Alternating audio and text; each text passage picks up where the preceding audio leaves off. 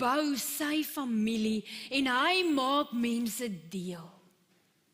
En wat jou deel maak, is nie gebou op wat jy doen, of op hoe jy lyk, of op hoe jy praat, of op waar jy woon nie, maar is gebou op God wat jou kies. Wat jou deel maak van sy familie.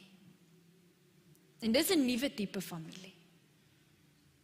Dis 'n familie wat nie lyk soos ek en jy wil hê dit moet lyk nie. Dis 'n familie wat bestaan uit mense met wie ons nie altyd saamstem nie. Wat nie altyd glo soos wat ons glo nie. Met wie ons baie keer vassit oor wat ons glo en hoekom ons dit glo. Dis 'n familie wat nie al die antwoorde het nie, wat foute maak, wat opmors, wat om die tafel sit en soms beklei, wat die pot suiker laat omval, wat die kos verbrand.